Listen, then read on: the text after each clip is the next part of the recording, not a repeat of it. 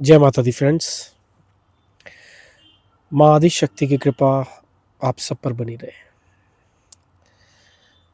आज मन किया कि आपसे कुछ ऐसे मुद्दों पे बात की जाए जिन मुद्दों को हर एक व्यक्ति अपनी लाइफ में रेगुलर फेस करता है।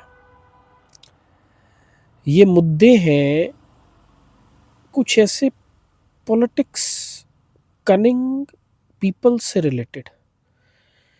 जैसे कि कोई व्यक्ति अपना काम अपने ऑफिस में, अपने प्रोफेशन में या अपने घर पे मस्त और ज़बरदस्त तरीके से कर रहा है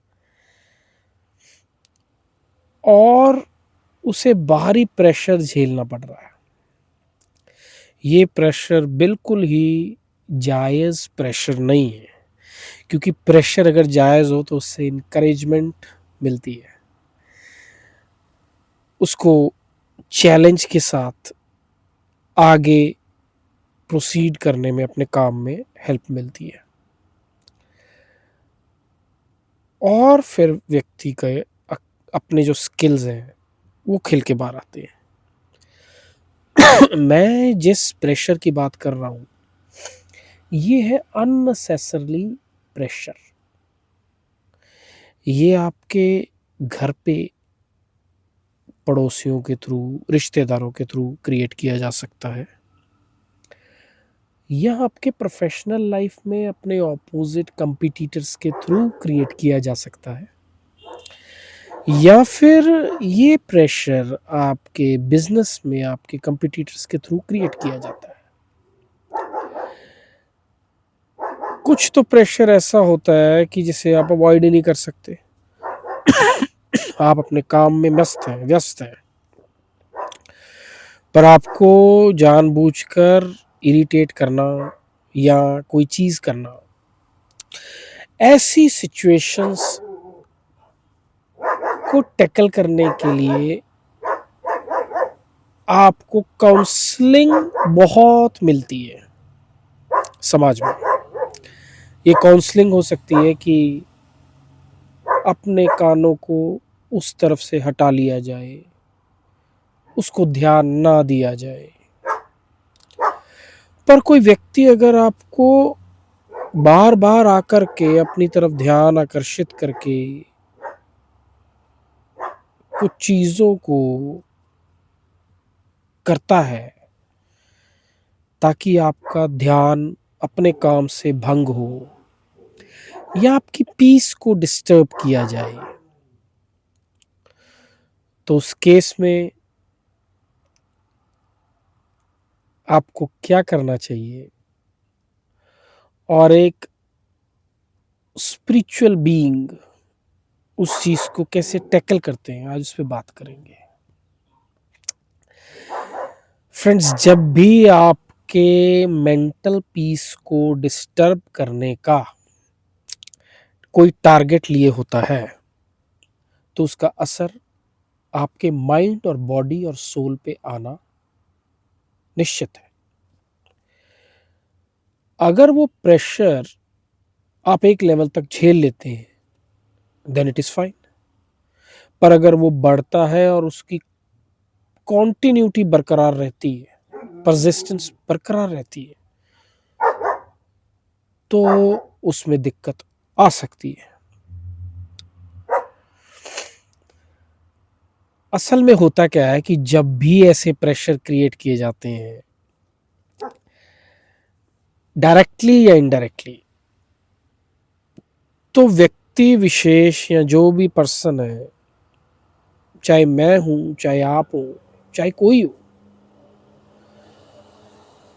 तो उसकी जो ऑरा है, आभा है, वो श्रिंक होने लगती है।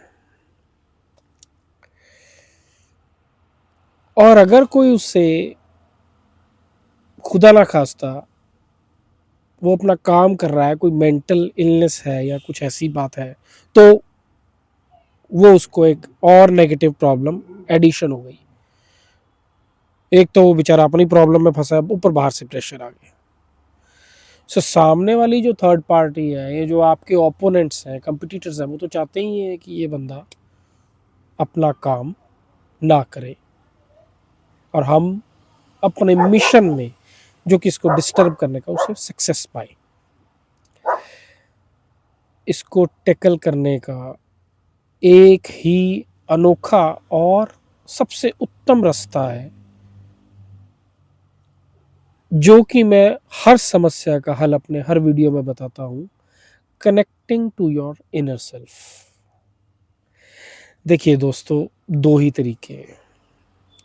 अगर एक लाइन छोटी है तो उसके बराबर या तो एक बड़ी लाइन खींच दो, ताकि वो इतनी छोटी हो जाए और सामने वाली इतनी बड़ी हो जाए कि उसके ऊपर उसके छोटेपन का असर ही ना हो। आप क्या करते हैं कि आप जब सामने वाली लाइन बड़ी होती है तो आप उस लाइन को रब करने की कोशिश करते हैं। वो लाइन आपके हाथ में नहीं है, वो जितनी बड़ी हो जाए आप अपने आप को लेवल को इंक्रीज कर लीजिए, ताकि वो लाइन सामने वाली जो आपको सामने बड़ी हो रही है वो खुद छोटा महसूस करे। अब ये इंक्रीजिंग योर कॉन्शियसनेस के बगैर नहीं हो सकता।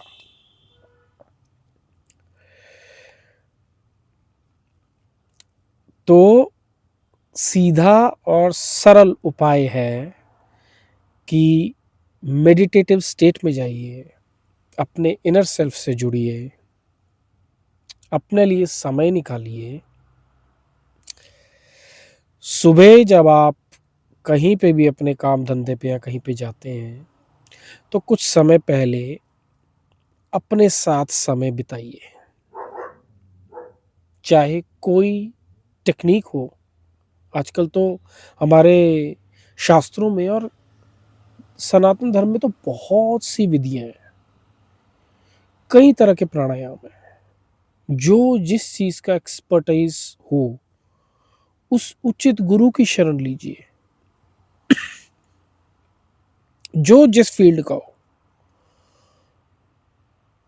जो आपको सूट करे, उस एक टेक्निक को अपनाइए, उसके साथ तालमेल और रिदम एस्टेब्लिश कीजिए अपनी सोल का उस टेक्निक के साथ, और फिर आने दीजिए प्रेशर। फिर ये प्रेशर चाहे कोई ग्रह दशा का हो, चाहे किसी की मैनिपुलेटिव टेक्निक हो, चाहे कोई स्पिरिचुअल अटैक हो, क्योंकि कुछ लोग बीइंग स्पिरिचुअल आपके पास आपकी पेशेंस को टेस्ट करने भी आते हैं। किसी भी तरह का टेस्ट हो, किसी भी तरह की हरासमेंट हो, आप देखेंगे कि आपके चेहरे पे वो स्माइल देख के, वो पीस देख के, वो कामनेस देख के वो व्यक्ति खुद शॉक में चले जाएंगे कि यार कमाल है, इतना बड़ा ढीठ। ये ये मैं आपको कुछ सच्चाई से अवगत करा रहा हूँ, क्योंकि मैं जो भी चीज़ पे आपसे शेयर करता हूँ, वीडियोस बनाता हूँ, वो अपने जीवन के कुछ अनुभव हैं, वो आपसे शेयर करता हूँ। और उस सिचुएशन से निकल के फिर मेरी ये कोशिश होती है कि मैं आपको ये बताऊं कि इसका क्या एक्चुअल में क्या फंडा होता है। So there are no shortcuts at some situations, you cannot escape. Maybe there are family relations, maybe there are you are living under one roof with some person, कोई रिश्तेदार आ गया, कोई आप ऑफिस में चले गए, कोई बॉस आ गया, आप प्रोफेशन में कोई क्लाइंट आ गया, कहीं पे कोई भी स्थिति हो, जब आप जितना इनर सेल्फ से स्ट्रॉन्ग बॉन्ड में कनेक्टेड रहेंगे, उतना ही स्ट्रांगली आप एक्सटर्नल फोर्सेस को रेजिस्ट कर पाएंगे। और कोई टोटका नहीं है, इसके अलावा कोई उपाय नहीं है। सामने वाले को जितना समझाओगे, यहां कोई नहीं समझने वाला। सामने वाले के कॉन्शियस लेवल को उठाना, ये हमारे बस में नहीं है, ये आपको समझना पड़ेगा। और उसके लेवल पे गिर जाना और फिर उससे एक्ट करना, ये हमारे लिए इससे बड़ी सजा कोई नहीं। अपने को इतना उठा लेना कि सामने की नेगेटिव ऑरा का आप पे इफेक्ट ना हो, ये हम कर सकते हैं। आदि शक्ति की कृपा आप सब पे बनी रहे। आप सब लोग अपने स्थान पे, कर्म स्थान पे, घर पे, ऑफिस में सुरक्षित रहें और खुश रहें। स्ट्रॉन्ग लाइट, डिवाइन लाइट के साथ आप चमके। इसी के साथ जय माता।